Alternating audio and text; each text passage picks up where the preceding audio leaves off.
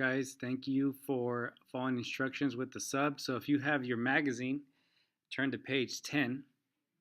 It says, should you go trash free at lunch? You'll see a picture like this. All right. You're also going to need to go to your Google Classroom. So I'm just going to use Red Class as an example here. And you're going to click on, should you go to trash free lunch? That's the first link. Once you click on that, a document will pop up like this. All right, so your job today during the sub being here is to finish these questions. It's only 6 DOK questions. You will type your answers in the box. All right, so do not do anything else until you're done typing your answers. And number 6 is a 6C. Once you are done, you highlight your sentence stems and raise your hand and show the sub that you've done it, and then you can turn it in and have free time on the Chromebook with your headphones on and not disrupting anyone. Remember, if you're doing a good job, there will be a reward. If you're doing a poor job, there will be consequences. But moving on. So go ahead and turn to page 10, and you're going to need this open. All right, so get started here. I'm going to play the audio for you so it can read to you, and then you'll go back and answer your questions. So here we go, page 10. We're here at Scope, and today I'm going to read you my article, Should You Go Trash Free at Lunch? Some say it's inconvenient. Others say it's worth it to help the environment. What do you think? By Mackenzie Caro. Devin, 13, is ready for lunch. His stomach rumbles as he eagerly unwraps the meal he packed that morning. A turkey sandwich neatly tucked into a plastic bag, a shiny pouch of fruit juice, and a snack pack of crackers and chocolate spread. But what Devin doesn't know is that his delicious lunch has a dark side. When he's done eating, left behind will be an empty plastic bag, a crushed juice pouch, and a sticky plastic cup. That might not sound like much garbage, but it matters when you consider that Devin isn't the only one leaving behind a trail of trash. Most of us throw away an assortment of plastic containers and food wrappers, not just at lunchtime, but throughout the day. In fact, Americans throw away about 15 million tons of plastic containers and packaging each year, according to the Environmental Protection Agency. And all that garbage is a problem, a big, sticky, messy problem for our planet. All right, go to your questions. Read number 1. The author mentions that Americans throw away a lot of plastic each year. How much plastic is thrown away by Americans every year? Go ahead and type in your answer using a complete sentence. All right, go back to the article. How to go trash-free. America's great love of disposable products began in the 1950s. That's when advertisers began aggressively pushing items like paper towels, plastic utensils, and prepackaged foods. Disposable products, they said, would make our lives easier and save us from all that tedious cleaning and dishwashing. They were right. Americans loved the convenience. And now, most of us can't imagine life any other way. All right, go back to your questions. Number 2, what was the main reason why Americans started using disposable products in 1950? Disposable products mean things like napkins, paper plates, plastic forks. So why did they start using those in 1950? And what were those products supposed to save us from?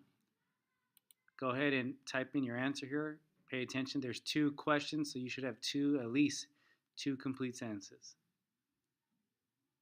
All right, let's go back to the article. But what is the cost of this convenience? Very few of the disposable products we throw away get recycled. Most of our trash ends up in landfills, where it will sit for centuries, giving off toxins as it slowly degrades. Some trash ends up in lakes and rivers, on beaches, and even out in the ocean, where it can harm marine plants and animals. But here's the good news. You can help solve this problem. How?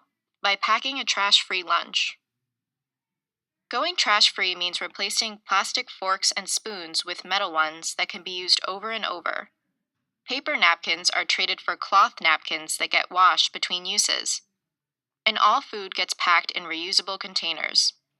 So instead of bringing water or juice in a disposable plastic bottle or pouch, Choose a refillable bottle. Instead of eating foods that come prepackaged in individual servings, like mini bags of chips and small containers of yogurt, buy in bulk. Then divide food into single servings yourself. There is even a hidden benefit of going trash-free. It can save money. Why? A large package of food tends to cost less than if you bought the same amount of food in single serving packages. Okay, number 3. Describe 3 ways that you can go trash-free. So how can you reduce the use of plastic? So this answer, you should have 3 different ways you can go trash-free. So go ahead and type in your answers. All right, back to the article. Convenience versus cost. Of course, when it comes to packing lunches, many families are thinking less about cost and more about convenience. It's often quicker to put together a meal when most of the food is already packaged and you can simply toss it into a bag or lunchbox. And on hectic school mornings, when you're barely awake and you have 10 minutes to shower, scarf down your oatmeal, and get to the bus stop, anything that saves time is extremely valuable. On the other hand, many kids who have made the switch to trash-free lunches say the inconvenience can be avoided. For example, Hannah, 12, from South Carolina, makes her lunches the night before or on the weekend. That way, all she has to do on busy mornings is grab her lunch and go.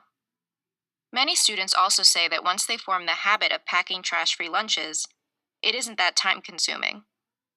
It takes the same amount of time to put a sandwich in a plastic bag as a reusable container, says Carly, 17, from Illinois. All right, let's go back to your questions. Number 4, identify one way that you can make putting together a trash-free lunch more convenient. So we just read about certain ways that you can make it easier. So convenient means easier. How can you do that? Go ahead and type in your answer in a complete sentence. All right, let's go to number 5. It says the author provides a counterclaim or counter-argument about why using reusable containers can be difficult. So as we read the next section, make sure you're looking for that counterclaim. Here we go. Making the switch.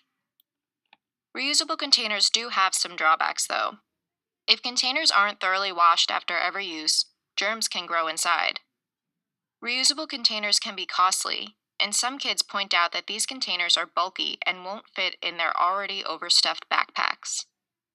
Plus, during rushed lunch periods, it's not uncommon for those expensive reusable cups, spoons, and lids to get tossed out accidentally. As for Devin, his view is that trash-free lunches are not convenient, but he says he's willing to try making the switch because it will help the environment. Should you? All right, so we're done reading. Go ahead and answer number 5. What was the counterclaim about why using reusable containers can be difficult? So if you can identify at least one, go ahead and write that in. All right, now that you're done with that, we're going to go to number 6. This is your 6C, your main question. Should students go trash-free at lunch? Use evidence from the article to support your claim. Explain how your evidence supports it. Highlight your sentence stems when you're done. So after you write your 6C in here, you type it in. Highlight your sentence stems. If you're confused, right, look at the posters on the board.